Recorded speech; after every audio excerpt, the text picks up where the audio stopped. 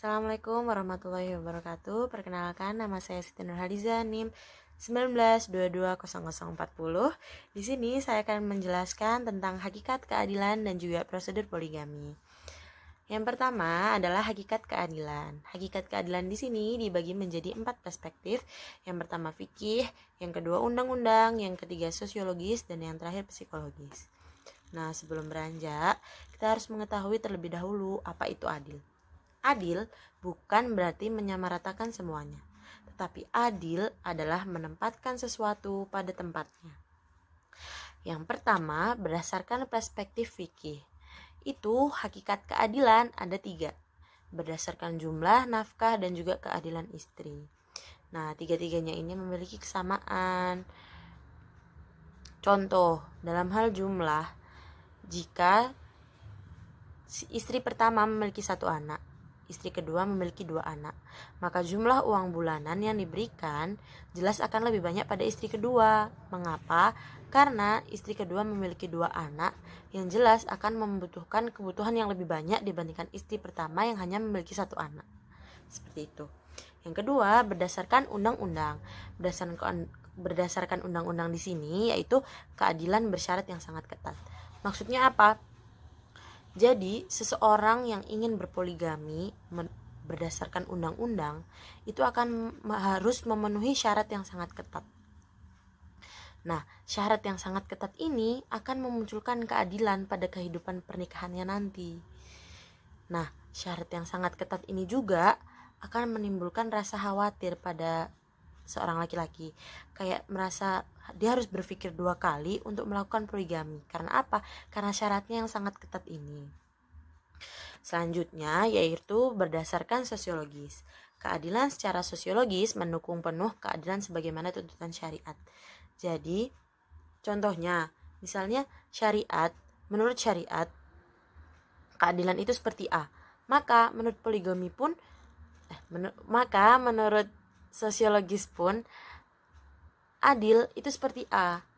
Nah, jika menurut syariat adil itu seperti B, maka menurut sosiologis pun dia adil seperti B. Seperti itu. Nah, yang terakhir adalah berdasarkan psikologis. Poligami dilakukan setelah memenuhi syarat fisik dan psikis yang keduanya mengandung keadilan. Jadi, seorang suami jika ingin berpoligami, dia harus memenuhi syarat fisik dan syarat psikis. Syarat fisik ini seperti apa? Seperti sang istri ini sakit parah atau tidak bisa memberikan keturunan. Nah, kalau syarat psikis itu istrinya harus kuat mental kalau dia mau dipoligami. Begitu juga dengan anak, jika memiliki anak harus psikisnya harus kuat, psikisnya harus menerima bahwa ayahnya akan menikah lagi, karena jika tidak ini akan memunculkan traumatik yang berbahaya. Seperti itu. Nah, selanjutnya adalah prosedur poligami berdasarkan undang-undang. Berdasarkan pasal 40 hingga 44 Peraturan Pemerintah Nomor 9 Tahun 1975, prosedur poligami ada 5. Yang pertama berdasarkan ayat 40, yaitu mengajukan permohonan tertulis kepada pengadilan. Jadi pihak yang ingin poligami harus mengajukan permohonan tertulis kepada pengadilan. Kemudian yang kedua, pengadilan akan memeriksa beberapa hal yang perlu diperiksa sesuai dengan pasal 41. Beberapa hal yang perlu diperiksa itu apa aja? Yang pertama, ada atau tidaknya alasan yang memungkinkan untuk seseorang melakukan poligami. Yang kedua, ada atau tidaknya persetujuan dari istri, baik secara lisan maupun secara tertulis. Nah, persetujuan dari istri ini harus diucapkan di saat sidang di pengadilan, seperti itu. Nah, yang ketiga, ada atau tidak tidaknya kemampuan suaminya untuk menjamin kehidupan istri dan juga anak-anaknya nanti. Kemudian yang terakhir, ada atau tidaknya suami dapat berlaku adil. Nah, bisa dijamin dengan apa? Dia harus membuat suatu perjanjian bahwa dia akan berbuat adil. Seperti itu. Nah, yang ketiga, pengadilan memanggil dan mendengarkan istri yang bersangkutan sesuai dengan pasal 42. Nah, jadi pengadilan akan memanggil dan mendengarkan pengakuan dari istri pertama, seperti itu.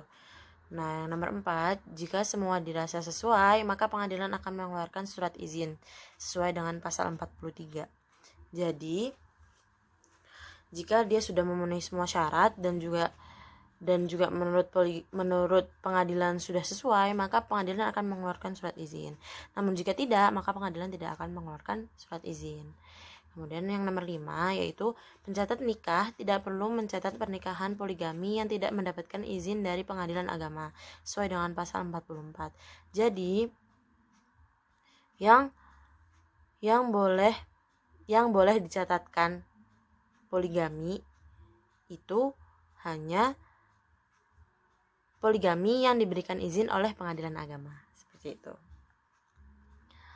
Nah, selanjutnya itu prosedur poligami berdasarkan kompilasi hukum Islam, yaitu berdasarkan pasal 56 ada 3, yaitu yang pertama harus mendapatkan izin dari pengadilan agama untuk poligami, sama seperti yang tadi. Yang kedua, pengajuan permohonan poligami harus sesuai dengan bab 8 peraturan pemerintah nomor 9 tahun 1975. Yang ketiga, pernikahan kedua atau seterusnya tanpa persetujuan dari pengadilan tidak memiliki kekuatan hukum. Jadi kalau dia tidak mendapatkan persetujuan dari pengadilan, maka dia tidak akan memiliki kekuatan hukum. Nah, sekian dari saya, hanya itu yang bisa saya sampaikan. Kurang lebihnya mohon maaf. Assalamualaikum warahmatullahi wabarakatuh.